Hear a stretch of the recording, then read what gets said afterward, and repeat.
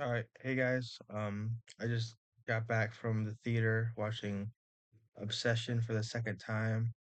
Felt like shit leaving once again. I really think it's the best movie of the year. I talked about it a lot in my last video, which I think is probably some of my best work here yet. But I did record in the wrong resolution, which I saw, which sucks on OBS. I didn't even realize until after I was 4:3 when I was supposed to be whatever the normal laptop. So it's a little bit distorted, but what can you do, you know? Last in the last video, I talked about it for the first 5 minutes or so, how much I liked it, but I avoided spoilers. This video, I'm gonna be spoiling it. Obviously, I mean, just talking about it. So if you haven't seen Obsession, I would definitely watch it, and I wouldn't watch this video. So yeah, I guess. Um, First thing I want to talk about, and I talked about yesterday, but Indy Navarrette is performance of a lifetime. Breaks my heart, makes me so sad. I feel as bad for a character as I have ever did with Nikki, and then scares me as much as a character has scared me as well with whatever that I don't even know what it is that is controlling Nikki. Some sort of I don't know, demon type of thing. I don't know, but so unsettling I mean that Nikki. I saw a bunch of interviews from Cory Barker and Indy, but it sounds like Nikki is and it kind of shows that she is able to view um, but doesn't have control. Like she can see what's happening, but doesn't have control over her body. And then she breaks out a few times, which I think are some of the saddest, or they are the saddest. Um, I have fucking moments of the movie. Both theaters that I've been in have both they have loved it. Um, yeah. I think Bear is obviously evil. He's just an awkward evil loser. Ian is a shitty friend and a douchebag, but he's not evil.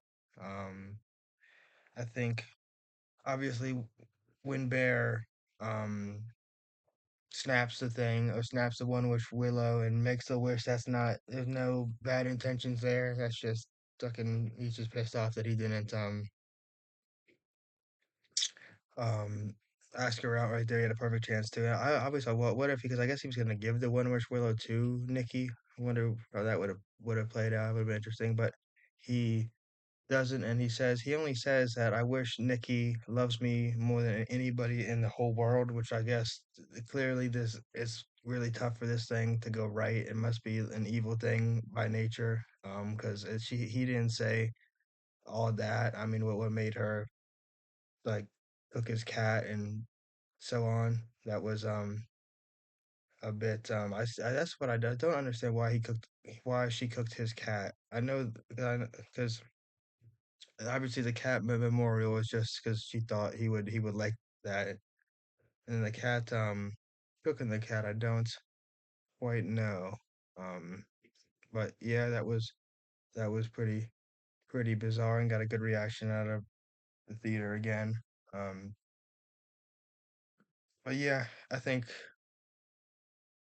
when probably the dinner when he finds out that her dad is fine and then she has the flip out at dinner, which that's fucking unbelievably good acting. When she says no, no, no, no, no, no, no at dinner, and then you go home and I mean, he rapes her, which is that's so disturbing, such a disturbing scene. But then when you see her in the corner of the room, that's when I mean, at some point, but he obviously he knew the whole time that something wasn't right, but he doesn't like love her is the point. He just wants her to, I mean, wants to be loved by her, kind of just wants to be with her, but doesn't actually love her. That's kind of the point there. That's one of the more disturbing scenes I could remember when they are having sex and her face is looks like she's almost like crying. It's it is a tough watch. And then when she's in the corner of the room and says I'm watching you sleep or whatever, and makes the fucking horrible noises and faces that she does. And then that whole scene, that's one of the for sure will be one of the more iconic scenes from this movie. Um, yeah, and then what happens next? It's the dinner scene. Then it's that. Then it's the morning. Um, his door is taped. That's right. She tapes his door shut. Maybe at that point he's. I mean, like I said, he knows that something is not right, but he doesn't care. Um, she tapes his door shut. He goes to work, hangs out with Sarah, um, eats his cat. Um, pretty pretty bizarre stuff there. I was really expecting her to Nikki to pop up then when Sarah, and like maybe she decided to go into work or something when Sarah when they were like had their heads rested on each other when Sarah and Bear. Obviously that happens a bit later, but I think the jump scares are so effective. Um like as effective as it really gets. Um think I mean it's really a masterpiece, I think, by every definition. Um then the one of the funnier scenes, but definitely still, I mean, funny until it isn't, but is at the party thing with everybody, and then Nikki reads that creepy ass incest play, I mean not play, book that Nikki wrote, I guess that was um kind of like signaling that she viewed Bear as a brother. Even though I've seen the director talk about it and Indy talk about it, and it seems like there was, I mean, the director, but like in Curry Barker and Indy talk about it, and it's they both kind of think that maybe Bear had a chance, if he wouldn't have obviously possessed her and stripped her of everything that makes us human, but it didn't really seem like he did. I mean, I guess it definitely my interpretation is he had like a very sliver of hope, but not like the odds were definitely stacked against him, but definitely didn't have no hope. Um, but he had that play that I mean that thing she was writing that makes it seem like she viewed him as a brother, and then her frown, which is wonderful. In that scene, I think everybody thought she was about to bash Sarah's head in, and I'm really glad they didn't go that route. Like the he didn't go that route of making it like a murder spree because that kind of takes away the scariness and just like if you just turn it in like a gore fest, that kind of takes away like the horror that really sticks with you, you know. Um, yeah, that scene, and then real Nikki comes back and tells everybody and just bangs her head, and Bear's just sitting there like he's just like embarrassed more than like freaked out. Ian is I really like Ian's character. Really funny. Obviously, probably had bad intentions with. I mean, was kind of setting up Bear to fail in the beginning with the Freaky Nikki stuff, and then Freaky Nikki. She after that scene, they try to the hospital. That doesn't work, so they go home, and she says, I'm your Freaky Nikki. That is so unsettling." And then Bear's like, why can't you act like Nikki? Why can't you be Nikki?" She's like, "I'm not Nikki," but I mean, I think his literal quote was, "Why can't you act like Nikki?" Um, that is pretty bad. Like, I mean, he would have kept going along with it if um if she could just lock in and stop embarrassing him in public and stuff. And then so a bunch of you screaming and I mean, a bunch of creepy ass stuff, and then the saddest scene that makes me makes me so fucking I mean just crushes me both times is when he gets a text from Sarah, so he goes they're in bed, he gets a text from Sarah. He he goes out of the room. I mean, he goes out, but as he's leaving, just he hears her say bear, and then she is just begging him to kill her, which he should have done. I've seen a lot of people say that he was in the right to kill himself. That is so there could not be any more wrong. You kill yourself and leave her with all this shit. All her friends are dead. I mean, how's she gonna explain herself? The right thing to do what would have been to kill her, and then I mean, you can kill yourself if you're. But I mean, that is so selfish of him. I feel like to leave her in that situation.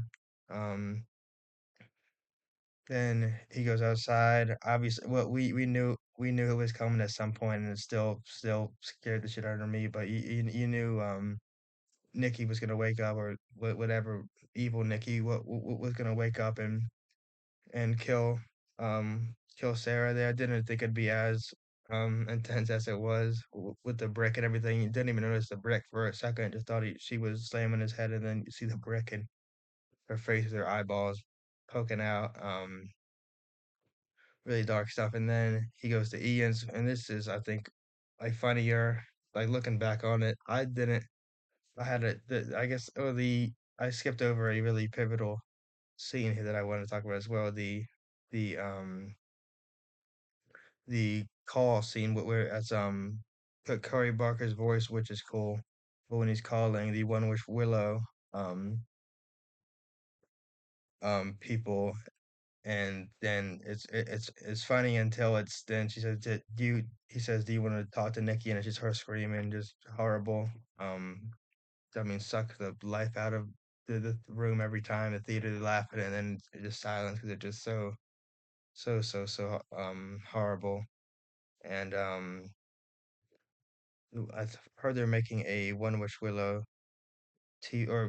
idea of a One Wish Willow TV series, which would be super neat. I would definitely watch it because I'm very intrigued because the one guy at the shop said he did his One Wish Willow, and he seemed to be fine. But I feel like they're all to me it seems like they're all evil in a way. Like Ian gets the $1 billion, and I think he actually counted that's why it took a while to get there. I think he was counting it to make sure it was a billion, because that's what he says when he gets there. Like, I got like $1 billion, which is pretty silly.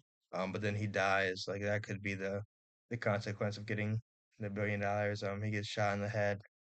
Um, then Bear tries to take the easy way out. Doesn't want to kill himself, so he overdose the same way the cat went out, which is pretty neat. And then with a stone, I wonder what the stone means as well. I need to look into that more. I know, I mean, it gave him the courage or actually didn't give him the courage to do anything really, but he had it, so I don't know. And then he's kind of not kill himself. He changes his mind, tries to puke and get all out of his system, but then she snaps the one wish Willow, and I guess that tells makes a wish for him to be obsessed with her. Don't know how that would have played out. They're both being obsessed with each other. That does not seem like it would have. Would have been some weird shit going on in that house for sure. But then it's too late. He dies. Um, and then really cool and really cool or he dies, so shit she locks out of it and screams and yells, which is just I leave the theater feeling fucking like I don't know, both times it's so pretty hard on the heart type of movie, very feel bad type of movie. um So she wakes up, don't have no idea what happens. I don't know how you live with what just happened. The cops see. I mean, I've seen this people, bunch of people talking about this, but how do you explain that to the cops? I don't even know if you'd be able to like speak. I mean, with what had happened to you, you would think she may take her own life. Who knows? It is very dark. I'm glad we don't know. That is a better ending than I saw the original ending. She just did take her own life. I think it's cool to leave it open, or even like darker to leave it open even. Then the intro, I really appreciate the credits, how they did the credits and the music choice and everything. I just appreciate. That's just a cool little thing. Um, Yeah, like I said yesterday or in my last podcast, was it yesterday or 2 days ago, whatever that was. I think it's probably my favorite or top two horror movie I've seen. Has disturbed me more than any movie, any horror or any movie for that matter, really. The Shining or It, they're both two perfect movies in my opinion, two masterpieces. I'm working on want to make it before next Tuesday. I'm no longer I start my job next Tuesday, so I gotta make it before then. But I want to make one where I rank the 30 movies that I've rated 5 stars that I consider to be masterpieces. It's having a lot of fun with it, even though it's so hard. Like there's so many. I'm just trying to think of like because I feel like when you see a movie in theaters, you're at least I feel like I like it more sometimes. So I'm trying to think of like if I watched this movie in theaters for the first time and then compare it to, I mean, how I would feel going out of it, but it's been tricky. I'm still kind of The Shining and Obsession are still bit of a toss up for me. I might rewatch The Shining, even though saw it again not that long ago. Um, but it still could be a rewatch. That's why I really wanted to watch Obsession for a second time and put myself through that again, was just to know, confirm that it was as good as it was in the first time, and it absolutely was. Indy Navarrette talked about it a bunch. Maybe it's the best performance. I mean, performance of a lifetime. The best performance we're gonna see this year. I can't imagine anybody tops that. It's not the crazy. It's a very cool and neat plot, but it's not like the craziest plot ever. But she makes it into a masterpiece, for sure. She's like takes it up to a higher level than I could even imagine for a $750,000 budget movie. Um, she is for might be the one there.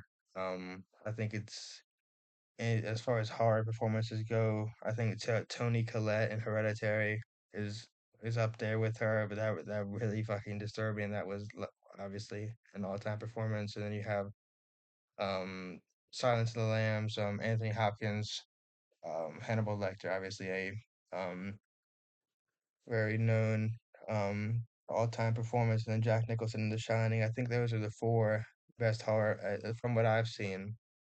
Those are the four best horror performances. Um,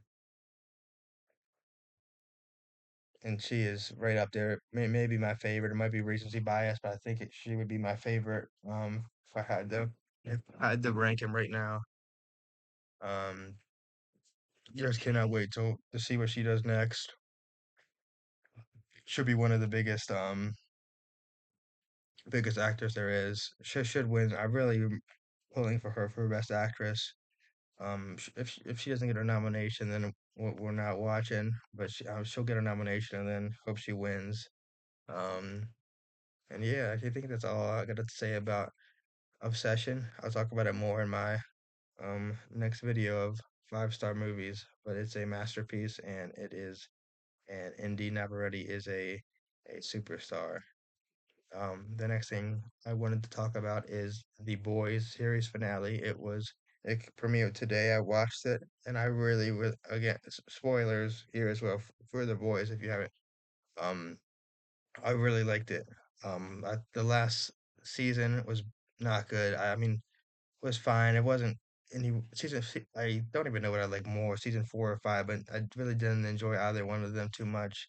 But I thought they really, really, really stuck the landing um today, more than a lot of shows have done. Wish the season would have been a little more interesting, a little bit more, but it didn't feel as rushed as I kind of expected it to be for how um just like I guess uneventful season 5 was for the most part. But I finale's like a 9 to 8.5 out of 10 for me. Love the way that they wrote off Homelander. A perfect way. Anthony Starr was as good as he's been the whole series. But we really love the way they wrote him. They killed him off. In the most embarrassing. Um, just I mean, made him look as human as you could possibly make somebody look. Um, made which is sick. Was so really fun time. I thought the finale pretty badass. Them coming through, whatever. Um, the fight with Frenchie and Kamiko. I don't. That's Kamiko's really cool. Frenchie's whatever. That was a little bit that where she didn't have the rage and then she saw his ghost and then that was a little bit weird, but really liked it. Then the butcher, Huey seemed to end or to almost end it was cool. I think Butcher was making some good points. I mean, it is hopefully what's his name? Fucking oh my goodness. Hopefully Gustavo Fring could I forget his name.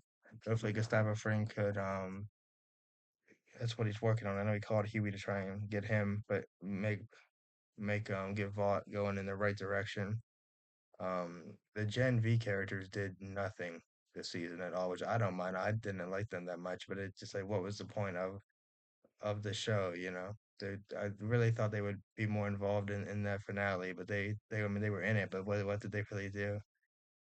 Which I don't mind at all. I not too high on Gen V because of the characters actually. So um, didn't mind that they had no say or really no input into taking out Homelander for the most part.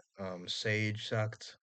Sage was probably the worst written character of this whole series, I think for sure. Um, just didn't seem like the smartest person in the planet. I mean, smartest character ever was just as smart as the writers were, and they really botched that. I feel like. I guess she did save the day with eventually with figuring out that Kamiko had, I mean, gained the power to take away superheroes' powers and made her a normal person again. Um, which is again it's a little bit like rushed and out of nowhere, I guess, but it's I don't mind it. Um, Huey Butcher scene was really good. Um, like I said, Butcher that definitely had some points, but I think how sweet the ending was. Ending just how you started at the radio shop, right? Or the technology shop, same as it started when A Train killed his girlfriend, but this time with Starlight. You get a happy ending. Huey was put through fucking hell. Sorry, Bandit, no, my cat. Was put through hell this series, so it's cool. You got a happy ending. Um, don't know what happens with Soldier Boy. He wasn't even in the finale. I guess he was kind of a not much of a threat, I guess, to society. He's a pretty chill guy. Not the again, not the best written character. Um, the one-liners kind of got repetitive. I mean, kind of got old soon. How he just had sex with everybody. Um, and yeah, that's all I gotta say about the boys. Really good show. I give it like an 8 out of 10. The whole show. Season one through three were as peak as it gets. Four was pretty bad. Five was bad, but I really thought they had a really good series finale and wrapped it up and stuck the landing. And I um don't feel bad about it at all. Like a couple shows. Um, and yeah, so I say the boys. Next thing I guess I'll talk about briefly here is the Orioles. The last podcast I made. I said that it's not over, but they need to start winning now. And since then, they've gone 1-5 or 2-5 with and just got swept by the Rays today. Um, I have seen a lot of bad Orioles teams in my life, and this is definitely one of them. They just find a way to lose. If it's not one thing, it's another. It's like today, you get a great start about Shane Baz, who seems like he might be turning it around. His last two starts have been very promising. And the bats aren't good, but they're good enough. You get some late home runs. I mean, 3 runs isn't enough, but it was good enough. And then Anthony Nunez blows it, and then Rico Garcia. I think the league has caught up to Rico Garcia, which really kind of knew it would happen at some point, but it really sucks that it has happened now. He's got hit hard the last 2 games. Um, first game, thought the first game of this race series, the bats looked good. I mean, that's like McClanahan's what worst start of the year, and but you give up 16 runs. Trevor Rogers, hopefully he pitches better so they could trade him at the deadline and get something for him. Um, if it's not one thing, it's another. They're gonna find a way to lose. This bad baseball team stuff here, unfortunately. Really had high hopes for this year. Really thought they would be a playoff team. Um, my first video, my Oriole video from like whenever the season is titled, "The Orioles will win the 2026 World Series," but that was just a title. I didn't actually. I thought it was a possibility, but in that video, I'm not like saying why they're gonna win the World Series. I was saying why they are a better team and or we're gonna be a good team. Pretty embarrassing title there for me, but what can you do? You know, I was so excited for this year. With Peter Alonso, who's been good. Defense has been the biggest surprise ever. Um, been so good defensively. Has been good at it. Had a good series against Tampa. Numbers are decent. I think he'll pick up. He'll have end up having a good year. Gunner is very frustrating, just useless when he gets two strikes. And Chase is it's a lot of the same stuff with Gunner. It's taking pitches down the middle and then swinging at pitches out of the zone. And then when he's behind, it's over for some reason. He can't hit with two strikes this year. Has had been better the last week or so. Numbers still are not where you want them at all. Jackson Holiday is back, which is exciting. Hasn't got enough at bats this year for me to have any opinion. But I like Jackson Holiday. I think he's a miles better than Jeremiah Jackson, so that's good. And I've talked about nothing was really changed with anybody else from when I talked about them last time. Radish is back. Basayo's awesome. Adley's back, but Adley pisses me off with not challenging sometimes. I feel like Basayo's a much better challenging catcher, even if like just he's just way more aggressive with it. And Adley has been a couple of times where there's two strikes and you got a chance to strike to get him out, and he doesn't challenge, and the next pitch is like a double. It happened with Yandy Diaz this and Taylor Walls this series, and it happened with Aaron Judge earlier in the year with the home run, and then like a few more times probably. Really frustrating. I think there's a definitely a if you keep losing, I think Adley would probably be traded, or there's a real possibility Adley would be traded. I mean, this team just core isn't good enough. Um, and it is Mike Elias. I mean, it's on Mike Elias, blood on Mike Elias's hands for sure. I've walked with Elias for a long time here. I just it was on paper the team could be so fun, but unfortunately that's it's not the case. Is they got to win, ripped like they're 21 and 29, five. I mean, 8 games under 500. I've seen only 13 teams ever. I made the playoffs start with this record. Um, there's no reason to think why this team will. Pitching is really scary. Nunez, all the relievers that were good for you, other than Cano, he's still been awesome. And everyone that was good seems like they're back down to earth. Um, bats are really struggling. Just to get a big hit, they're horrible with runners in score position. Just as frustrating as it gets. So I think I might be calling it on the season. I'm like 95% out. I mean, I'm gonna watch I watch 100 every game I'm home, every game I could watch this year because I love it. But man, does it suck. Man, is this disappointing. Excited for football. Um, Football breaks my heart that I'm excited for baseball. Then baseball has been an endless cycle for my whole life for the most part. Um, but excited for football. If they can, Orioles can somehow get stack some wins and get to 500 by the All Star break, then all is well. But I just don't see that happening anymore. Um, yeah, that's all I had to talk about today. Like I said, I'm trying to do a bunch of these before I start my employment. Unemployed for 5 more days. So, um, thanks for watching and have a good day.